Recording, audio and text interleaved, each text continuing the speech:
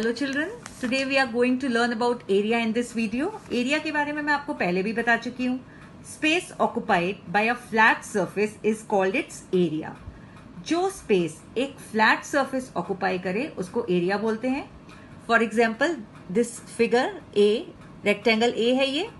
इसमें आप देखो इसके अंदर कितने स्क्वायर्स हैं. Let's count the number of squares. 1 2 3 4 5 6 7 8 9 10 11 12 squares हैं. And this is a grid sheet, a square sheet. और जो एक स्क्वायर है इसका एरिया 1 स्क्वायर सेंटीमीटर होता है. इसकी साइड जो है, each of its side is 1 centimetre. तो अगर हम इन स्क्वायर्स को काउंट कर लें तो ये रेक्टेंगल का एरिया आ जाएगा. अब हमने 12 स्क्वायर्स काउंट किए तो इस रेक्टेंगल का एरिया है 12 square centimetres. Now there is another method also to find out. Let's count the number of columns. In this rectangle there is only 1 column and these are rows and there are 12 rows in this rectangle. So if we multiply number of columns with number of rows, we'll get the area. 12 multiplied by 1 is 12. So the area of this rectangle is 12 square centimeter. Now here just look at figure B. This is a rectangle. Now how many columns are there? 1 2 3 4.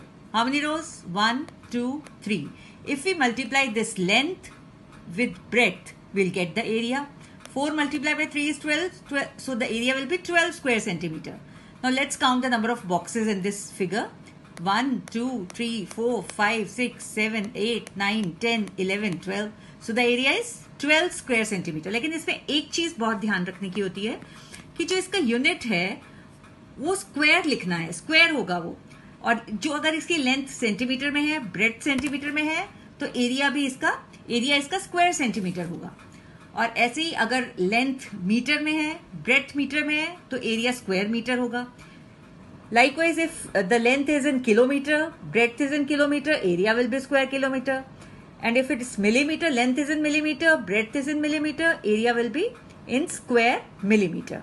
Now let's have a look at this rectangle figure C. How many columns are there? 1 2. And how many rows? 6 rows are there. 6 multiplied by 2 is 12. So 12 square centimeter. The area will be 12 square centimeter. Now have a look at this.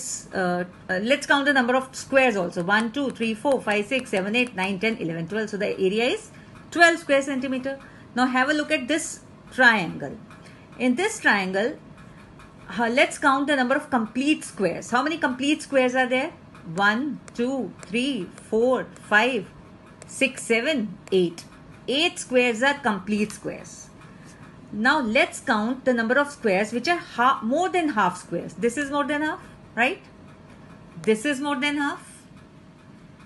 This is more than half. And this is more than half. More than half squares are counted as one complete square. So 8 squares were complete squares. 4 squares are more than half squares. So 8 plus 4 is 12. Now let's count the squares which are less than half. This is less than half.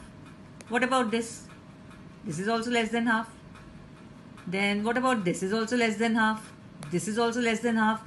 So all the squares which are less than half are supposed to be omitted. We have to omit those squares which are less than half. Omit means we are not going to count it.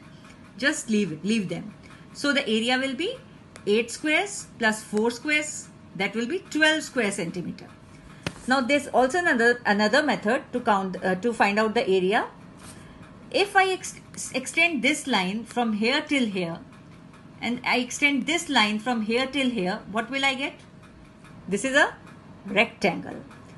अगर अब मुझे इस rectangle का area पता चले, अगर rectangle का area मैं पहले अगर फाइंड कर लूं, बहुत इजी है क्योंकि इसके अंदर कितने रोज हैं?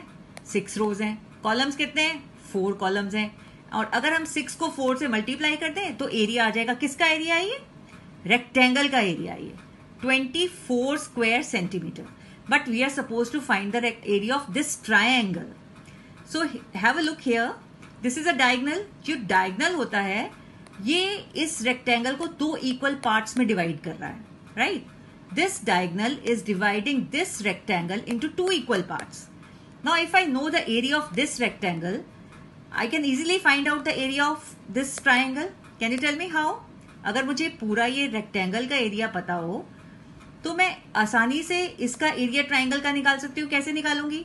ये दो इक्वल पार्ट्स हैं, तो अगर मैं इस पूरे एरिया को डिवाइड कर दूं 2 से, क्योंकि 2 इक्वल पार्ट्स है, किससे डिवाइड करूंगी? 2 से, तो इसका एरिया आ जाएगा ट्राइंगल का।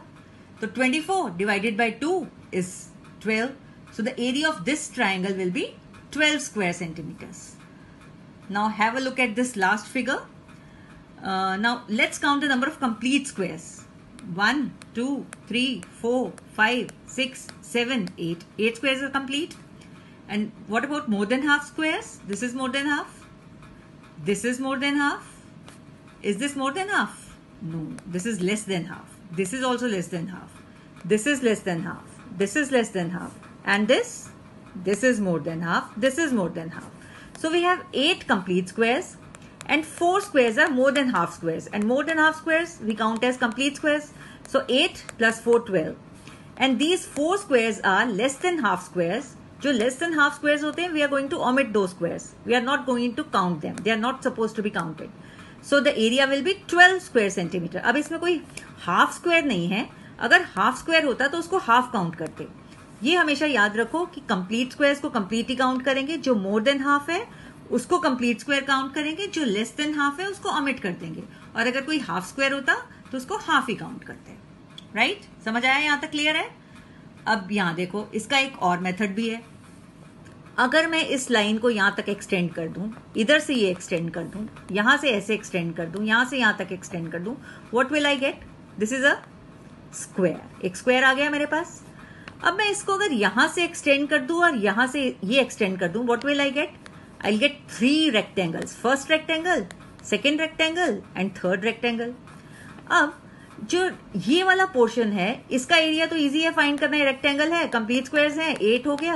तो 8 स्क्वायर्स हैं तो 8 स्क्वायर सेंटीमीटर इसका एरिया हो गया. लेकिन अभी मुझे ये भी काउंट करना है और ये भी काउंट करना है. अब इसका एरिया निकालने के लिए ये रेक्टेंगल है, ये डायगोनल है. डायगोनल हमें पता है कि 2 इक्वल पार्ट्स में रेक्टेंगल को डिवाइड करता है.